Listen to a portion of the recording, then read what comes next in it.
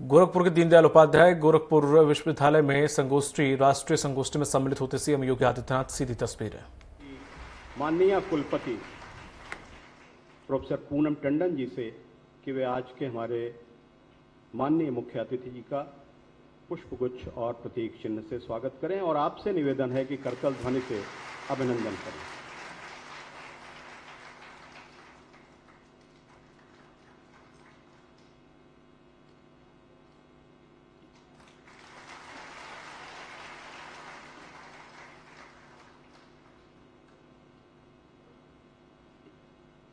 इस बीच सभागार में मैं देख पा रहा हूं कालीबाड़ी के पूज्य महंत जी और किसी ने अपनी विरासत के संरक्षण के माध्यम से अपनी पहचान दुनिया के अंदर बनाई है। ये जितने भी आयाम हैं जीवन के, ये भौतिक जगत के हैं, लेकिन भौतिक जगत से जुड़ी हुई ये जो सीमाएं हैं वह स्वाभाविक रूप से उसकी एक सीमा होती है और सीमातीत नहीं हो सकती। दुनिया के अंदर एक देश है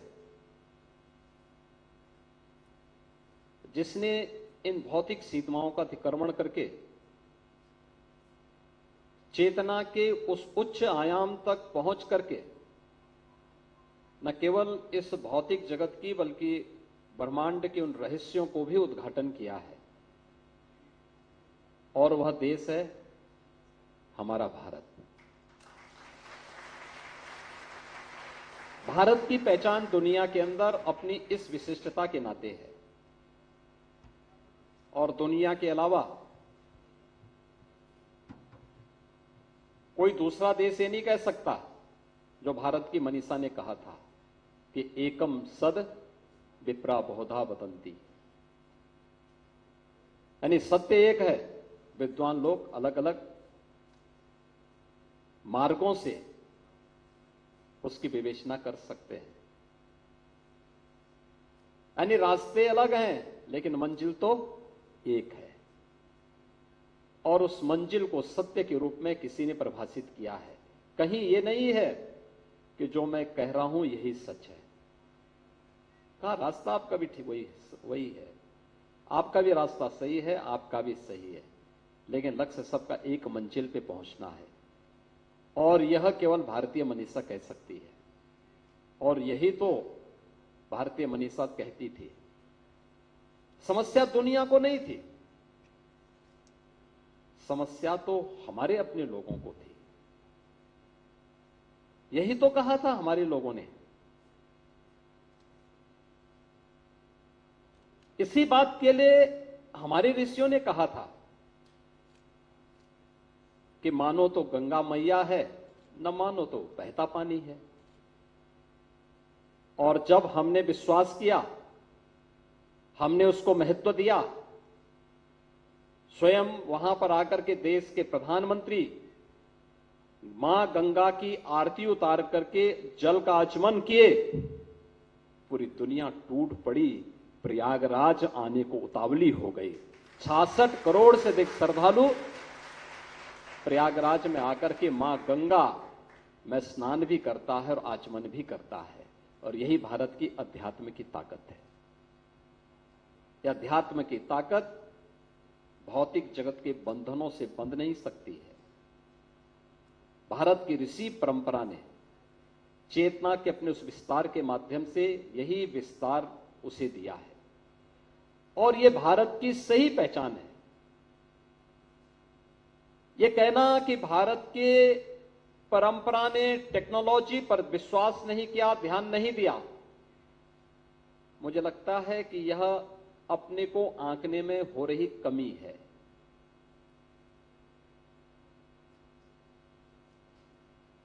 जब दुनिया अंधकार में रह रही थी, तब 5000 वर्ष पहले हमारी ऋषि भारत की ज्ञान की विधा को संहिताबद्ध कर रहे थे। याद करिए, हम भगवान वेद व्यास का स्मरण करते हैं। प्रतिवर्ष गुरु पूर्णिमा का आयोजन पूरी भव्यता के साथ करते हैं। हमने कृष्ण द्वैपायन व्यास को गुरुओं का भी गुरु क्यों बनाया?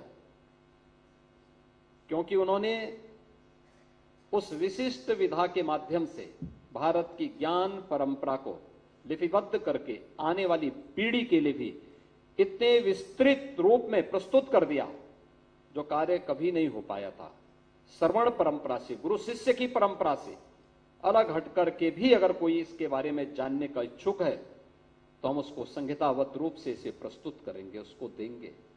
और भारत ने अपने ज्ञान की पूरी परंपरा को, दुनिया के अंदर ज्ञान की इस पूरी परंपरा को, महाभारत इस बात की घोषणा कर सकता है कि धर्म, अर्थ, काम और मोक्ष जो ये चार मानवीय पुरुषार्थ हैं, इनसे जुड़ा हुआ जो कुछ भी इस ग्रंथ में है वही दुनिया में है। जो इसमें नहीं वो दुनिया में कहीं नहीं है। दुनिया का कोई दूसरा ग्रंथ इस प्रकार की घोषणा नहीं कर सकता है जो महाभारत कर चुका है। केवल इस भौतिक जगत ही नहीं, ब्रह्मांड के उन ज्ञान के रहस्यों के बारे में अगर आपको जानना है तो भारत का उपनिषद उसका सबसे बड़ा भंडार है, सबसे बड़ा भंडार है।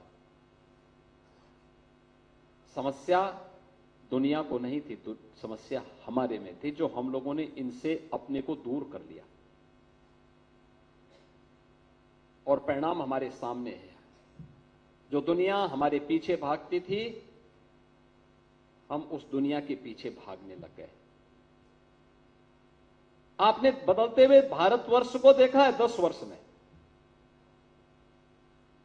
पहले भारत को कोई नहीं पूछता था, पहचान का संकट था। 10 वर्ष में एक बदले हुए भारत को आप देख रहे हैं। हर कोई भारत आना चाहता है, हर कोई भारत के साथ अपना संबंध ठीक करना चाहता है, हर कोई भारत पर गौरव की अनुभूति करता है। भारत की योग की विधा को आज दुनिया के 193 देश कर रहे हैं। चीन जैसा नास्तिक भी अपने यहां योग के विशिष्ट आयोजन करता है, विशिष्ट आयोजन करता है। जिस चीन का धर्म पर विश्वास नहीं, जिसने धर्म को अफीम के रूप में तुलना की है, वह भी अब बौद्ध दर्शन पर अपने यहां शोध कर रहा है।